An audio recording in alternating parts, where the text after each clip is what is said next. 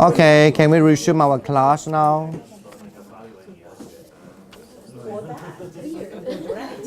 Okay, can we resume our class now? Okay, all right. So now I think and you just have the handouts around there, right? And I will just actually copy down the original text from the Nikaya, or what we call the Middle Land Discourse of the passage. State that the Buddha has always made known just two things, namely suffering and the cessation of suffering. Okay, and it's come from one of the very famous texts called the Alagadupama Sutta. Okay, so actually mean the sutta referring to the sutta of the snake. Okay, so basically, actually the sutta of the snake is something like the Buddha want to say. The sutta of the snake is, if the people don't understand the nature of the snake, if they want to grab the snake, they take the snake. If they want to get the snake, if they hold on the snake tail, and they will get bite.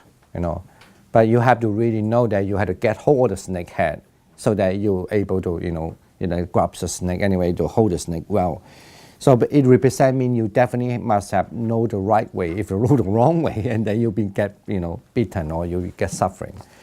So from there, let's look at the paragraph 37. Okay, paragraph 37 on page 1, right? Alagadupama Sutta Majjhima Nikaya number 22. MN is representing Majjhima Nikaya, and volume 1, page 140. So, and this is just it's not original from the text, but when I put this quotation, misinterpretation of the Tathagata. Okay, basically, who is Tathagata? Buddha. Okay, that means the misinterpretation of the Tathagata. That means the Buddha. You want to read it? 想不起他名字，就最叫 Richard 是不是？Joe, yeah.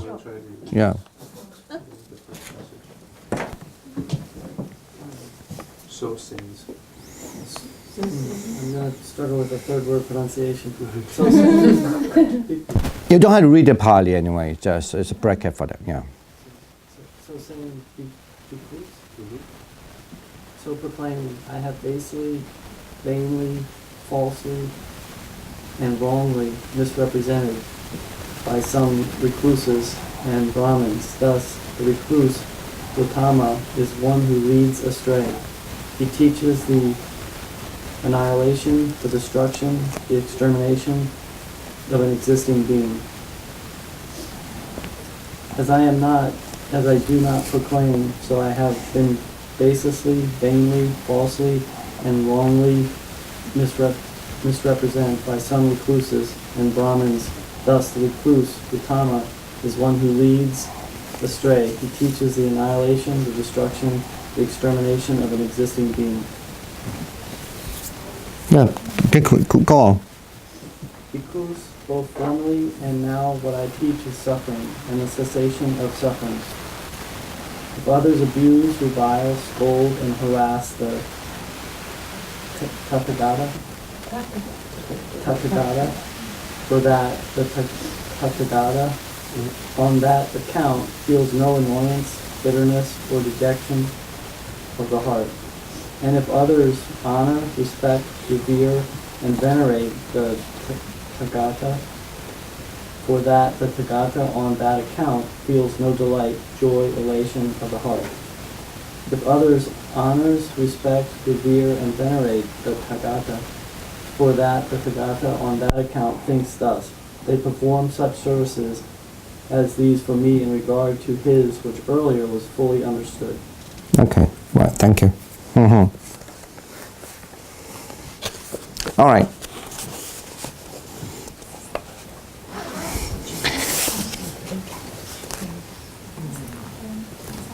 Any question with that? No? Right.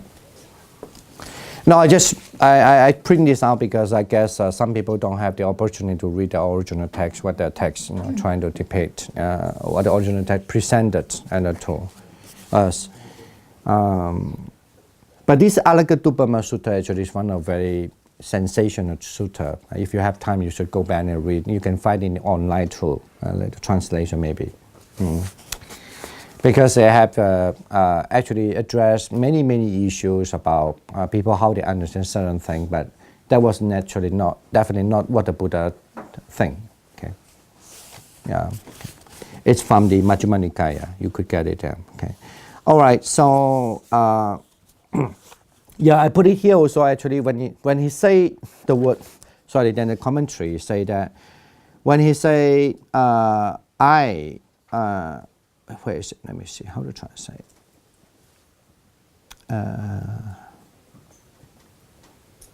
Okay, because both formally and now, what I teach is suffering and the cessation of suffering. Pupe jahan bikawe edarahija dukkha jeva banya bemi dukkha se ja nirodhang. Okay, that means he was just teaching only the suffering and the cessation of suffering. The commentary say, what does it mean by the pupeja? Mean what does it mean by the formally? Formally mean when the time when he was sitting under the Bodhi tree. Even from that onward, that means he was sitting under the tree. That means after his enlightenment, sitting on the Bodhi tree. Edarahi jahi mean up to the point now. It means up to the point now he was speaking about this Dhamma. Okay. So that's why when you look at the commentary in Pali, pupe jahi pupe mahabodhi mandarahi ye vaja. So up to the point that he was Dhamma Desanaya Chanja, until the point that he was giving these teachings, right? Dukkanja jeva banya bemi dukkasa ja nirodhanti. Basically mean he only just teach the dukkha and only aside the dukkha, you could say designate the dukkha, banya bemi. I designate the dukkha and cessation of the dukkha. So it means basically, up that point, he was, even when he had a first sermon, all the time, for the sake of the Dhamma, he actually giving the Four Noble Truth. Okay, but of course, then he explained a little bit what about Four Noble Truth. In other words, mean here one emphasis actually the Buddha. I'm not going to claim that many things that we're going to read later also, because we're going to discuss other texts. This I'm giving you Chula Mulakyam Sutta also. The Buddha always claimed, actually, from the beginning to the end, I only just emphasize to talk about what is mean the suffering, what is mean by the end of suffering. Okay. So you don't accuse him because he's teaching somebody that you will have a holistic life. That means when you're done here, you are done. You know, in Indian belief that when a person dies, and he will reborn again. And reborn again, and reborn again. When he was teaching these kind of teachings, it looks like the Buddha trying to say that you don't reborn again, mean you are going to extinct your life from now onward. And that's really hard for the Indian people to believe, to get it. Maybe now actually in America they like it, I don't know, some materialistic. But definitely during the Indian time, people didn't like that kind of concept, saying the Buddha is a kind of different heresy, saying a different thing, which disagree with what they understood as a religion. Okay, and then the Buddha saying, no, I think the Buddha is not going to answer that question actually, because the Buddha trying to say that I only teach the suffering and the end of the suffering. Do remember this. Why? Because it really makes you think differently about Buddhism. Whether you agree or not is fine, another thing, but you definitely know that's one of very important approach the Buddha said. I think the most important approach is that from the very beginning, I just only taught what is the suffering, what is the end of the suffering. Okay. Do you understand Buddhism as such? No, I don't know. It's okay. It's not a question. At least to me, not necessarily when I just start to learn Buddhism. I don't think I will understand Buddhism as such, you know. Okay, right. Let's, yes. So I think, like, the Four Noble Truth talks about how, like, what we suffer about and, like, why we suffer, but, like, how did we, like, it's basically because of our desires. How did we start to have those desires, though? Did the Buddha ever say that? Like, The question is always that the Buddha say from the endlessness we started to have a desire. From the beginningless, 无始以来, I mean, there's no such a thing called original cause. It's from the beginningless that desires arises. In modern physics, there is one theory that like there is no beginning of time, and therefore no end of time. Like, is that what he's talking about? I don't know. That's too deep for me too. Yeah. But I just want to say definitely Buddhism is really reject the idea of there's a first cause. Anyway. Okay. Because that's very clear even in the Agama or Nikaya, as well as in Mahayana Buddhism too. But then that definitely they stand the same ground to say that no, they don't believe in the first cause. So, okay. But is that Indian or is that Buddhism only? Buddhism only. Indian don't. But Indian actually they do believe there was first cause. Yeah. That's why they have the term called India. Anyway, they believe in the India as the first cause. In other words, I mean they believe in like Christianity or or other monastic religions that there's a first cause who caused the problem first. Or you could say the first sin comes along. Yeah, the creators. Yeah. Buddhism do not believe that. Okay. I mean, we will have discussed a lot later on, but why don't we just read that first? Okay. Okay.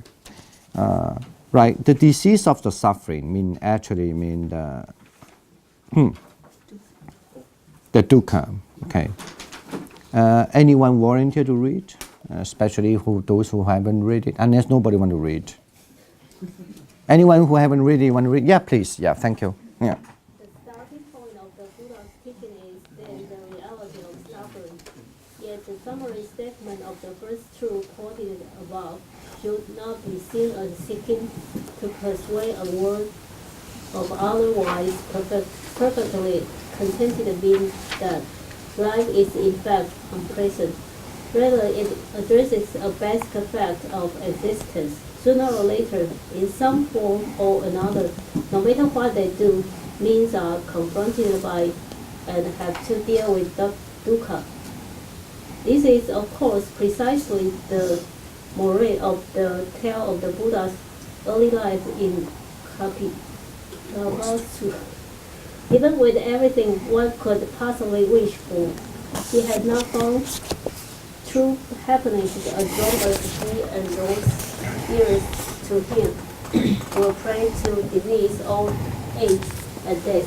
This is the actuality of the dukkha. All right, thank you. Any other? Next one. Rich in meaning and nuance. Okay.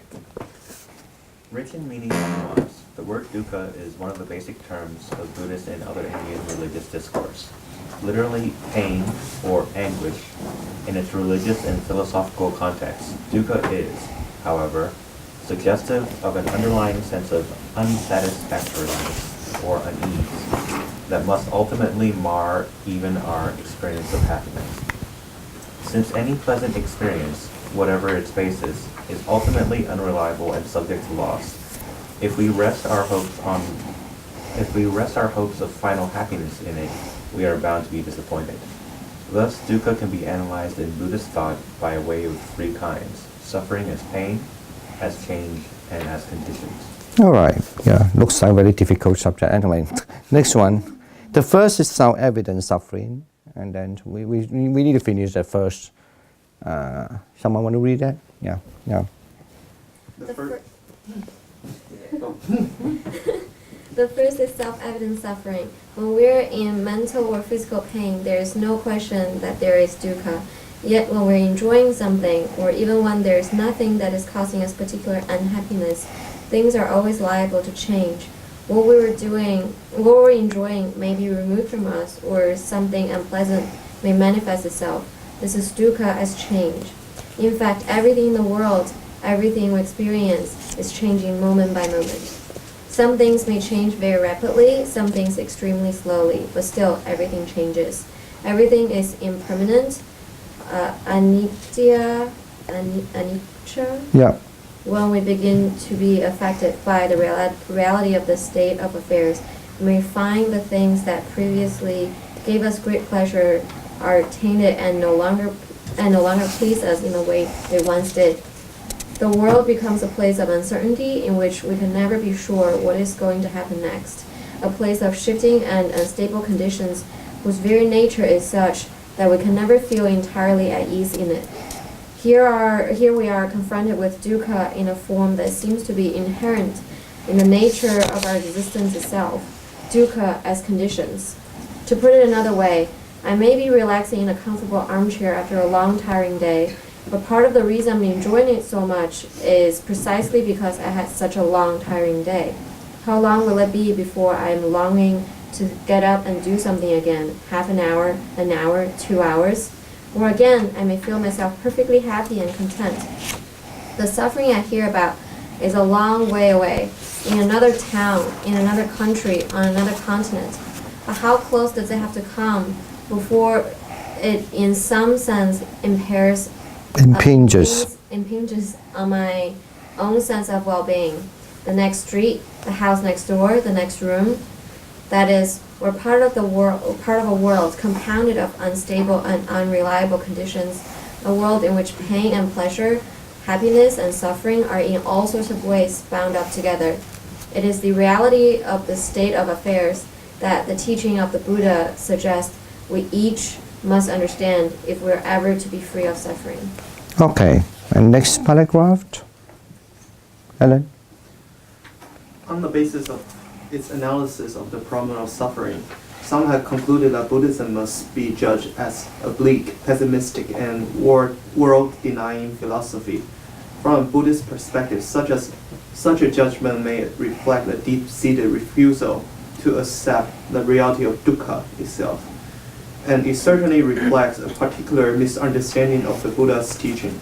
The Buddha's taught for truth, and by his own standards, the cessation of suffering and the path leading to its cessation are as much true realities as suffering and its cause.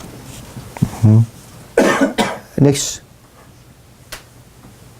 I think better we finish all this dukkha first. And next, the growth of early Buddhism. I'll continue. The growth of early Buddhism must be understood in the context of the existence of a number of different renouncer groups who share the view that suffering in some sense characterizes human experience, and that the quest for happiness is thus only to be fulfilled by fleeing the world. Some historians have felt that the emergence of such a view and its general acceptance in Eastern India of the 4th and 3rd century BCE requires a particular kind of explanation.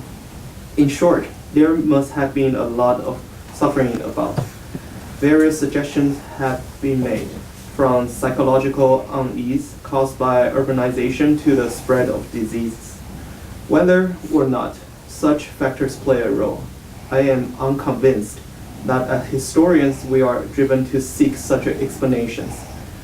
For this is to conclude that the decisive historical determinant in this case are the physical and mental well-being of the society at large, rather than individual personalities. An individual's sense of suffering need not to be related to the amount of suffering in society as a whole, nor even to the amount of suffering he or she has personally undergone. Nor am I convinced that the idea of that suffering in some sense characterizes human experience so extraordinary and culturally specific that it requires a particular explanation. The ancient Indian sage might protest with some justification. Thou seest, we are not all alone unhappy. This wide and universal theater presents more woeful pageant than the scene wherein we play in. Okay, a little complicated. Anyone want to read the next one? Historian seems prepared to accept. I can get the next one. You want to read it? Okay. Okay. Historian seems prepared to accept that Buddha was a charismatic personality and something of a genius. Thus, such an individual might well have had a certain success in convincing others of the soundness of his understanding of the nature of the world, and that they, in turn, might have had considerable influence on the overall cultural outlook does not seem to me historically implausible. Shall I go on? Yeah. It is worth noting, however, that the Buddhist tradition itself makes certain observations concerning the circumstances in which beings will be receptive to the teaching of dukkha. According to the understanding of traditional Buddhist cosmology, the universe comprises many different types of beings. Some of these beings' lives are so pleasurable that although it is not impossible for them to appreciate that their happiness is not final or absolute, it is certainly difficult. On the other hand, other beings are preoccupied with lives of such misery that coming to understand the subtlety of the Buddha's teaching is extremely difficult. According to the ancient commentary of the Jataka, it was the consideration of the circumstances in which beings would be receptive to his teachings that the Bodhisattva took into account when he was reflecting the Tusita heaven on when and where to be reborn for the last time and become a Buddha and teach Dharma. Okay, all right. Do we have to go on? Let me see. I think we need to, because otherwise we haven't good explanation of what dukkha. And okay. One contemporary. No, the Buddhist tradition has sometimes compared, right? The Buddhist tradition has sometimes compared the Buddha to a physician and the Four Truths to a medical diagnosis. The truth of dukkha is like a disease. The truth of the origin of dukkha is like its cause. The truth of the cessation of dukkha is like this disease is being cured. And the truth of the path leading to the cessation of dukkha is like the medicine that brings about the disease's cure. It is the wish to relive the suffering of the disease, to relieve the suffering of the disease and eradicate its cause that is the starting point of Buddhist practice. All this suggests something else that is fundamental to the original orientation of Buddhist thought and practice. The wish to relieve suffering can, in the end, only be rooted in a feeling of sympathy, anukampa, or compassion for the suffering of both oneself and of others. This feeling of sympathy for the suffering of beings is what motivates not only the Buddha to teach, but ultimately everyone who tries to put his teachings into practice. Okay, right.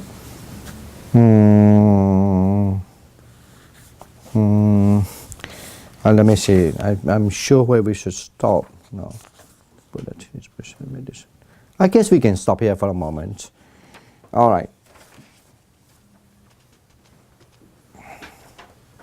Any question with what is dukkha?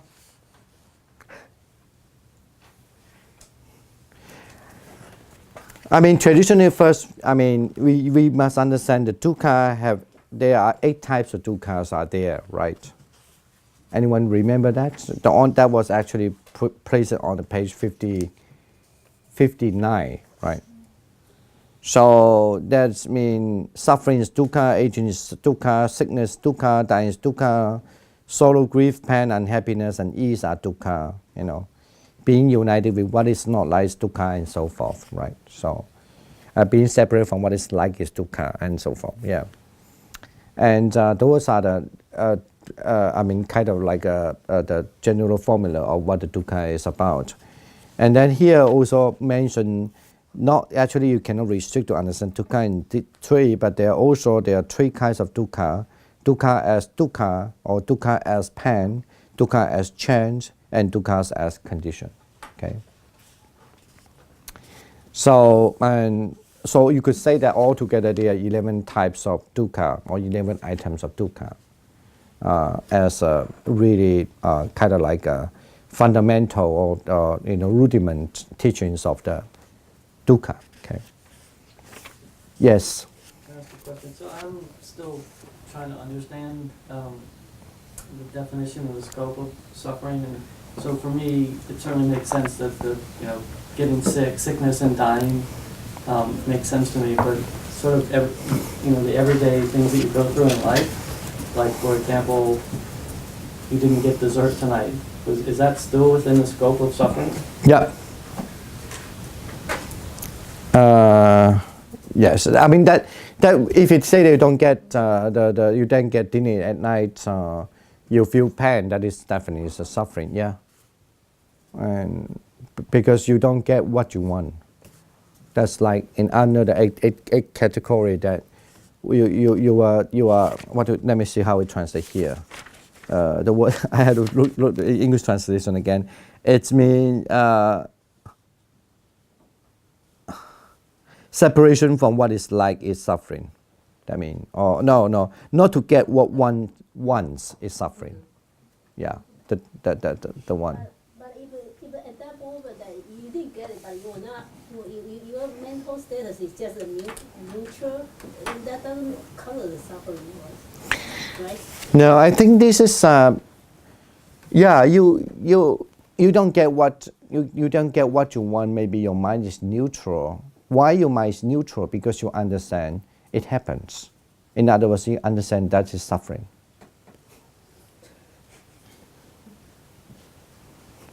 I mean, you are not fighting for that. You actually accept that happens, right?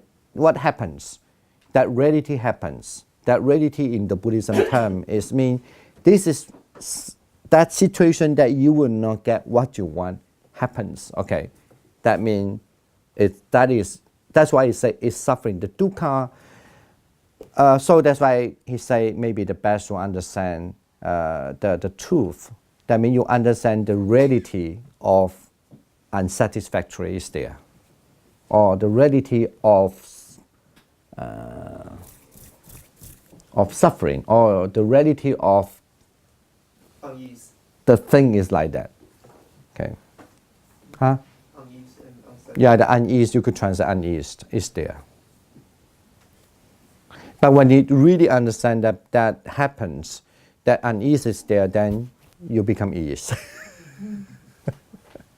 Because that will go to the next, right? That because then you know the next one is what is the original suffering? It's the thirst for repeat existence, which associate with the delight and greed. But because that your greed and your delight, say the greed now here, you want it to be there, it's not there. It's extinguished. It's extinguished by that moment when you realize it happens. So, yeah. And is that the moment of cessation of suffering for that particular suffering? Yeah, you could say that.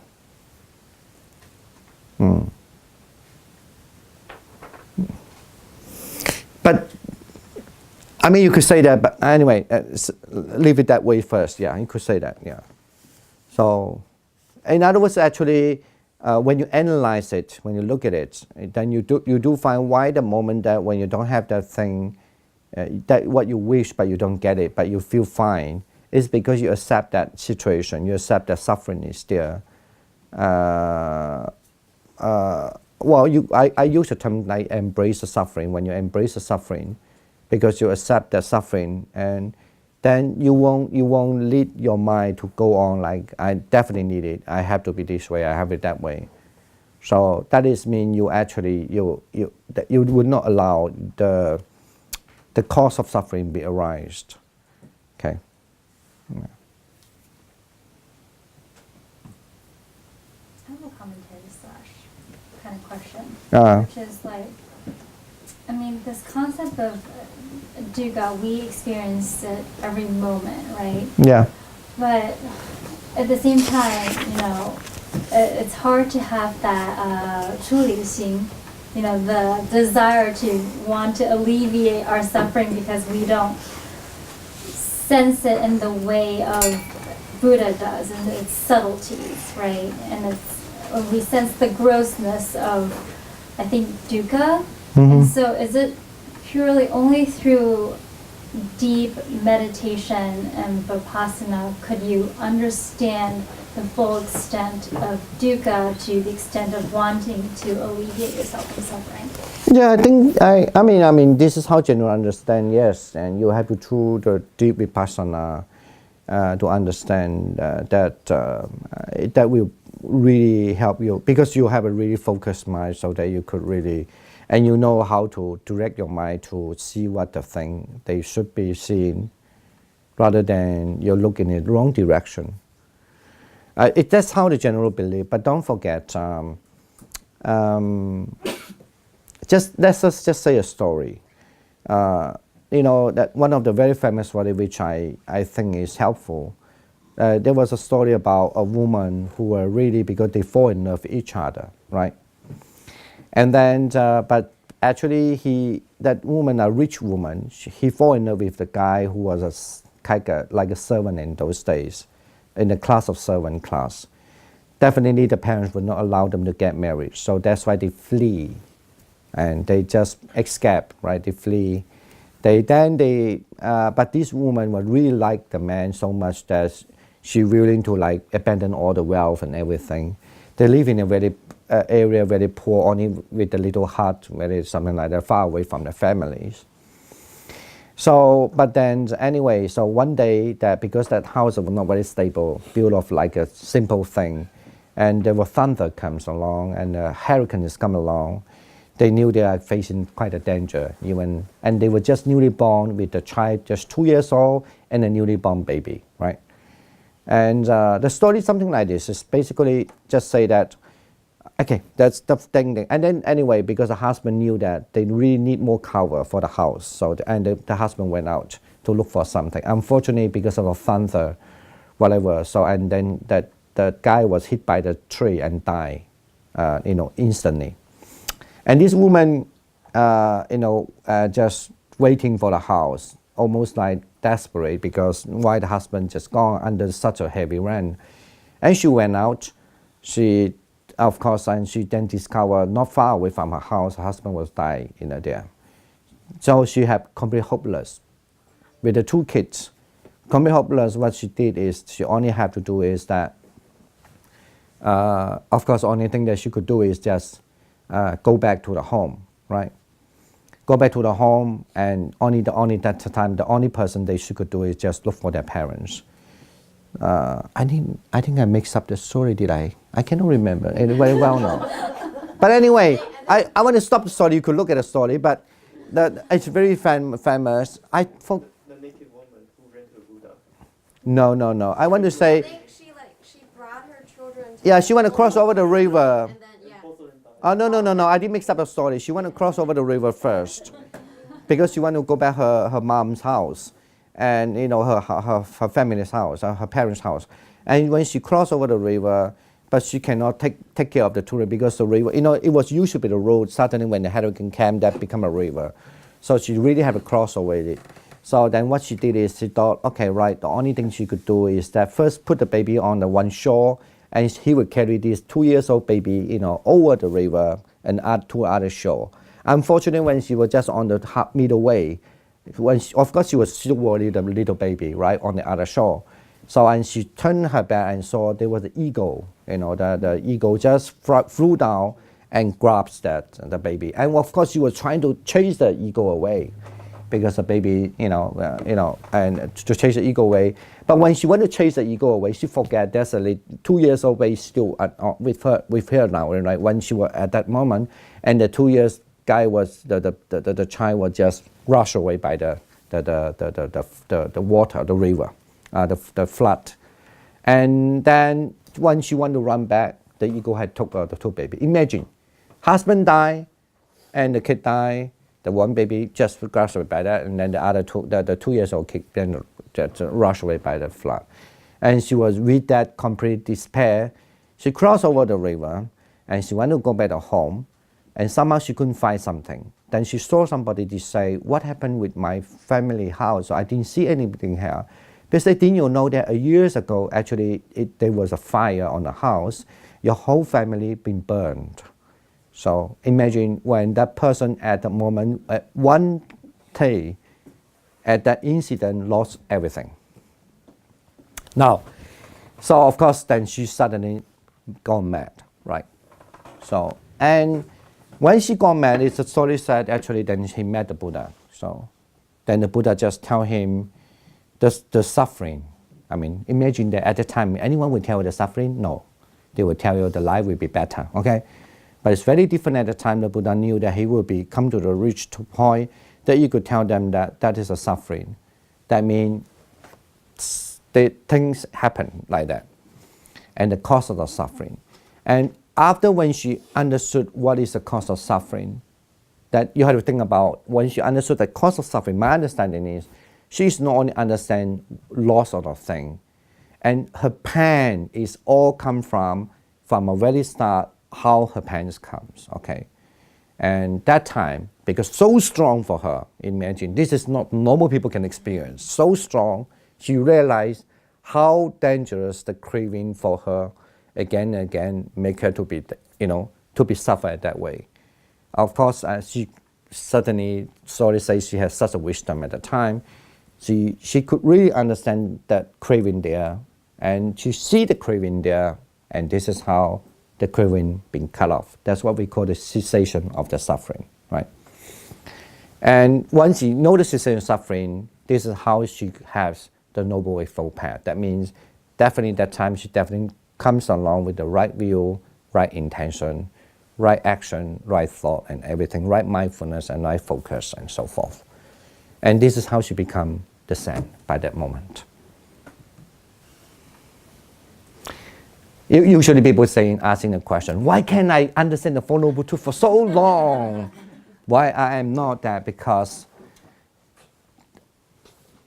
I mean, I want to say is that then if that was the case, usually that's the case is because, anyway, something, let me see.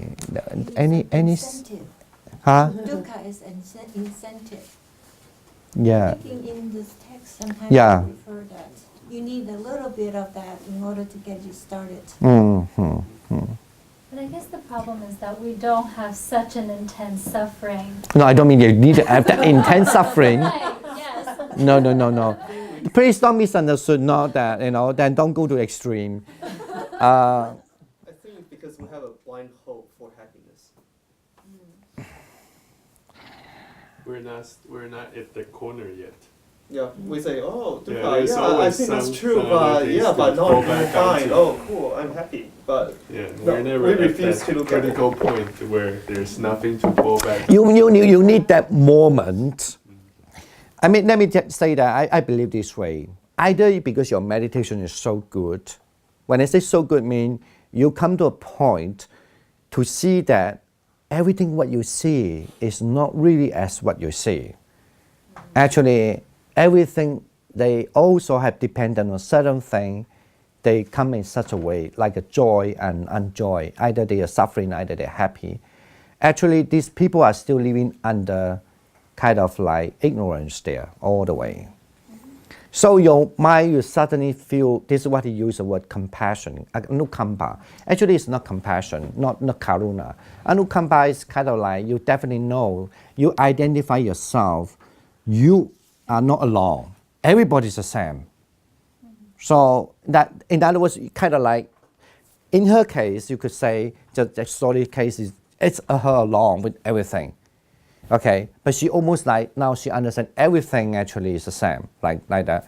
So, and that kind of really big understanding of the suffering, the dukkha, that means the reality is such a way that will really look show what is really the cause to that. So, and that really will you will think out actually that's because of thirsty for life again. Thirsty for something again. Now when you really see that, then that's how you, in Buddhism called, then this is how you started to not face into what this kind of thing, but you started to face into the Nibbana because you turn. Like, kind of like you suddenly realize what I was looking for in my whole life or what I believed in the life is facing in the wrong direction already. So this is how you turn your side. and then you start to see something which is not this one. And this is how that then you start to see the nibbana. That's what I mean. You turn it yourself. Yes. So like the point of cessation of your suffering is that like after you turn, you're actually, I don't know if joy or happy or any of those words are the right words, like by like releasing all your suffering, does that mean that you have eternal happiness? Or like what's the point? What's the point? What's what? I don't know. After you relieve yourself of suffering Yeah, completely, like what do you get? Yeah. What's the end product? Is it equanimity? Is it just like unconditional happiness? Like are you just better off because you don't have suffering anymore? I think I mean best to say this. That mean once you really see that, you start to know, or maybe in the modern term you could say you know there's alternative way of looking at the life. Maybe best to say that. So not that you might be still live it the same way, but then definitely you always know the thing should not be just look at the way as you've always been told, or at least you've been programmed. But actually, when I say program, you know what I mean by that. But then you started to know there's alternative way. That is only for people who just only started to realize the teachings anyway. So, but then you still have to be reaffirmed again and again. By reaffirmation, then you started to look at that kind of what we say the Four Noble Truths in a more deeper sense. Then then that's how you transform yourself into one kind of realization. This is what we call you become a saint. So then when you become a saint, of course, then definitely you know that you always can end on suffering in a certain way. But because still we have been conditioned by so many things. For example, even though you might be a saint, if I put you in a really difficult situation, then you still be conditioned by that. You know, that's why those any conditionality will makes you you would not drop that from your awareness. You definitely know that there's alternative. You just have no way to do it because the environment does not allow you to do so. But then you definitely slowly. That's why if a person would die at the time without having giving them a good chance of the environment, then they will be reborn. That's why they say at least 7 lives they will become arahant. Okay, all right. That's what the conditionality. But if they have a good conditionality, they could progress, and also if they work diligently also, not because they say, okay, fine, that's enough for me, because it depends on how the thing is given to you. So, and then that's how you have the so-called the first Zen, second level Zen, and third level Zen. That's what we call the 一果、二果、三果、四果. That's how they are progressing. Okay.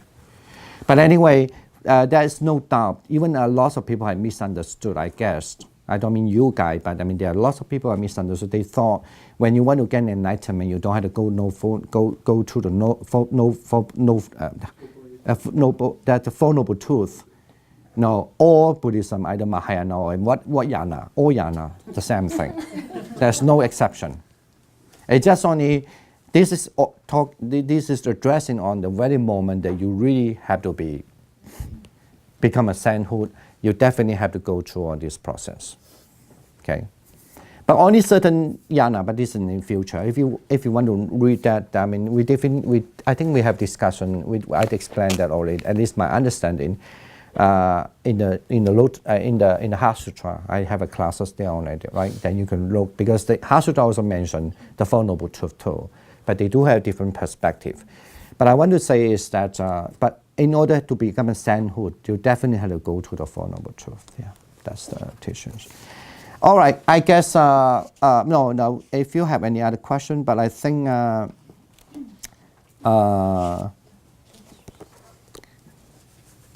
It's a very important subject we are addressing actually, and it's very. I guess it's very useful for your life also. But I always suggest people. I mean, if you are having a problem, one of the easy way to know, That's life. You know, we suffer from many ways. We get something, we suffer. We don't get something, we suffer, right? And the loved one we separate, you suffer. So, but why you suffer? But the cause is say because you're craving. So, but then if you really understand that's how it is to it, you know, then you might be not suffer. But one other important, usually people forget, which included me in the past, long past. When you're worried, when you are, what is that? When you are worried, when you're sad, when you are sorrow, when you despair, that is suffer. In other words, mean if you're sad, you must know you're sad. If you despair, you know you're despair. When you know you're sad, when you know despair, then you will see the cause of the suffering. In other words, mean that's only when you're sad, you will be sad, you will be despair, then you have the chance to find the cessation of the suffering, which a lot of people miss that. They always thought, you know what I'm saying? So like when we're ill, we're sick, when we get ill, we know we're suffering. In a way, you know it's a dukkha. So, but you find, oh, ill, yes, I will ill, wow, like that. You don't get problem because you know you're ill. I won't say that you won't problem. I want to say that it's that actually this is how you start to realize that the truth of suffering. Maybe best to say that way. So when you get sad, you know you're sad. That is also is the way to start to realize the truth of suffering. Don't fight for it. Sad, yeah, sad, yeah. Then funny when you know that the sadness is gone. Okay. The problem is that when you say, "Are you sad?" No, I am not. 5 stages of despair. Denial. That's what the Buddha say, ignorance. Then the ignorance actually ultimately is because of not understanding. Without the wisdom, that means ignorance that puts somebody into real suffering. That, you know. Okay. Good. Yes. Like, is there some sort of way you need to be thinking, like when you are like, yes, I'm sad, or like, I mean, like, if you hurt your leg, your friends are gonna be like, or your doctor's gonna be like, does it hurt? You'd be like, yeah, it hurts, but it doesn't stop hurting. Yeah, it doesn't stop hurting. What do you mean when you see? It doesn't stop hurting. If you want it, why don't you recover soon? Then you get suffer, you get pain, right? So the suffering here is not referring to.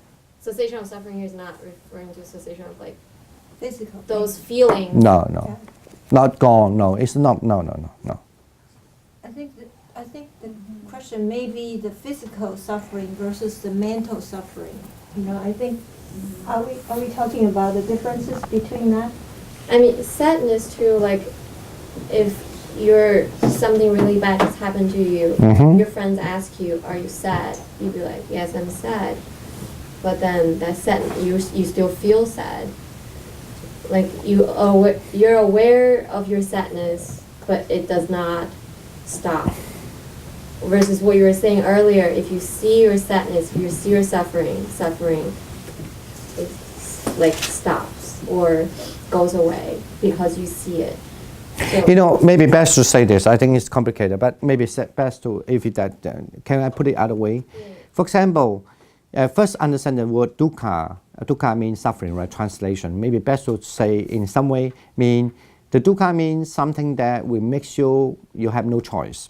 Okay, mean by dukkha. Okay, just think it that way. Mean dukkha means make you no choice. Okay, so for example, when you hurt your feet, it's something happened because whatever reason that happened because you're carelessly whatever, but it happened already, right? So that makes you no choice.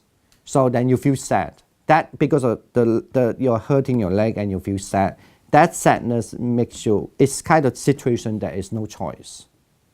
So if you understand that, I will bound to be sadness because in that situation.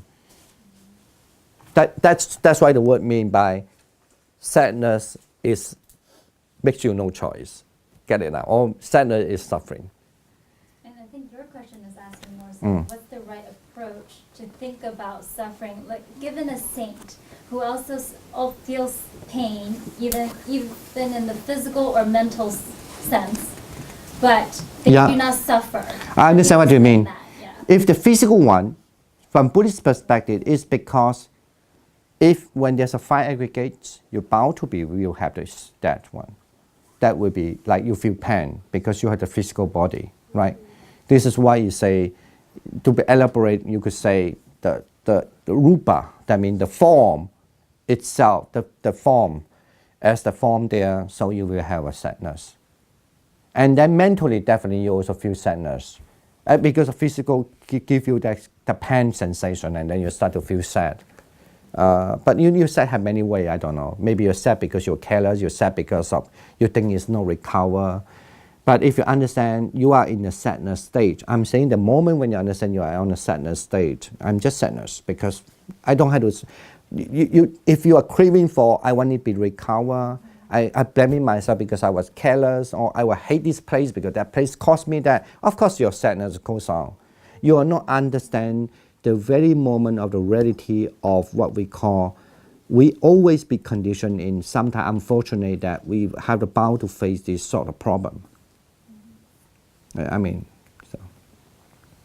Okay, let's say now you ask a lot of questions. Maybe I think I explained very well. But maybe I didn't. Okay, anyway, I thought I explained very well, right? I started to feel sadness.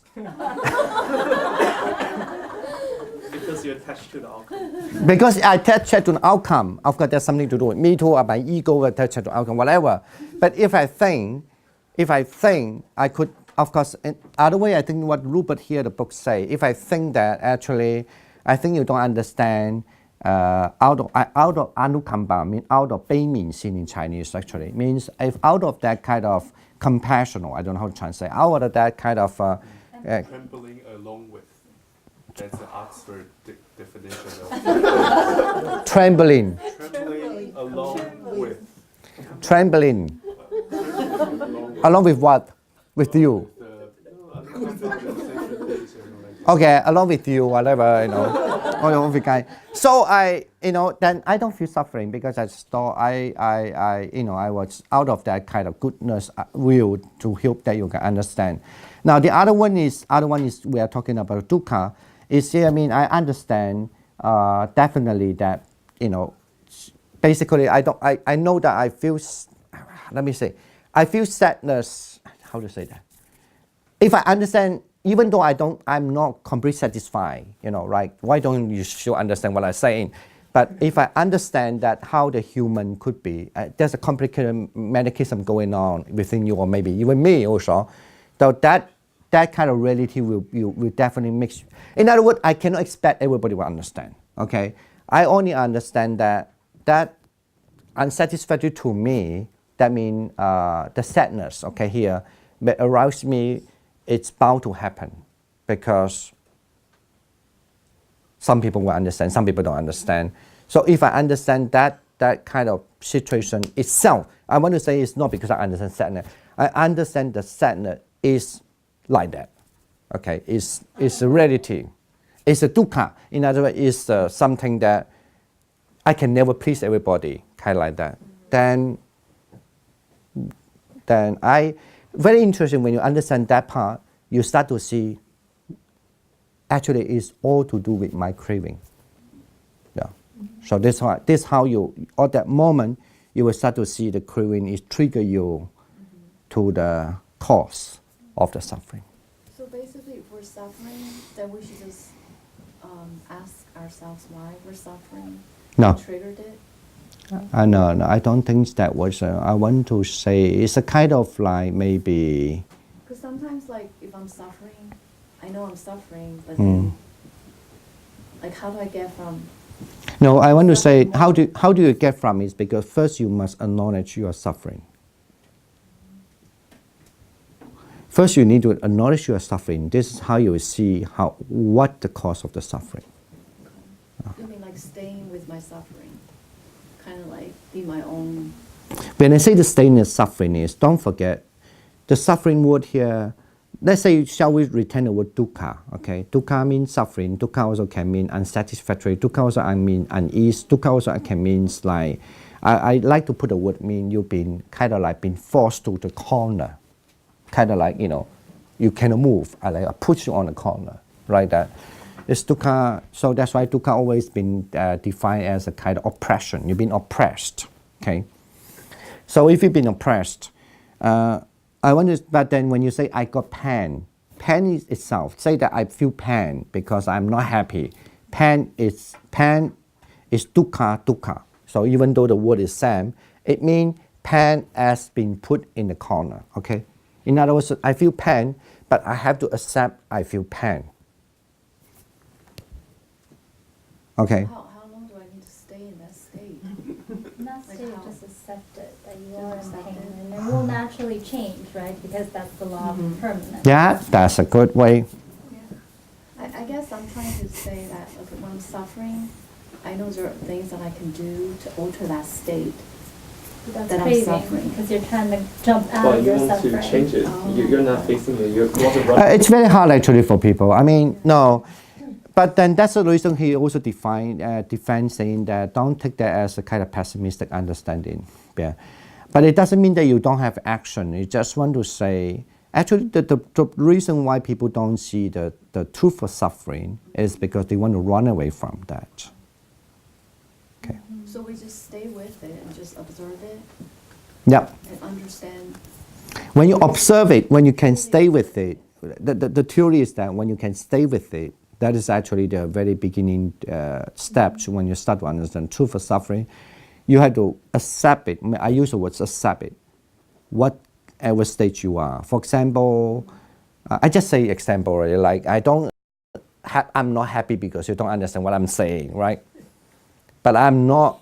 If I still have a strong desire that you got to understand what I'm saying, then that's how I generate more sadness there. But if I accept that you definitely will not understand what I'm saying, I have the sadness over there, right? Then I will see the cause of the sadness. Okay, that's the important. It will help you to move on a second, and you cannot find more than these four. That's why the Buddha say only four. You cannot say three. You cannot say one. You cannot say two. It's always four. So can we say there's a different level of the understanding? Yeah, you can say that. Yeah, yeah. And this different levels of understanding need to be realized through practice. Yeah, if you do according to the definition, is very important part of the vipassana. That's why you have to be trained to understand that the Four Noble Truths say that say the suffering first, because it's changing, Right. because it's pain, or because it's condition. So that's why you have to be trained with that, you know. And then there's a complicated theory over there. But any other questions? So are we suffering enough already? But anyway, we are going to read that later. Oh yes, please go back to read. We didn't have time to read the sutra called the Malungya Sutta, Majjhima Nikaya number 63. Okay, and yeah. Okay. All right. We just wrap up this class now. Thank you for your coming. Are we having class on next Saturday, Thursday? Really? Okay. Good for you guys. Then I will see you next week then. Okay. Do we? Yeah. Oh. The end of class? Yeah, that's always his job. So. Sagaranda job. Come on.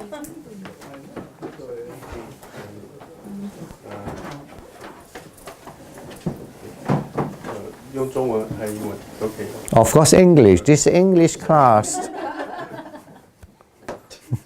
Alright. May all the merits that we generate from this reading class transfer to all session being. May them be well and happy, and may they be progressing their path to Nibbana. Sadhu, sadhu, sadhu. All right, thank you.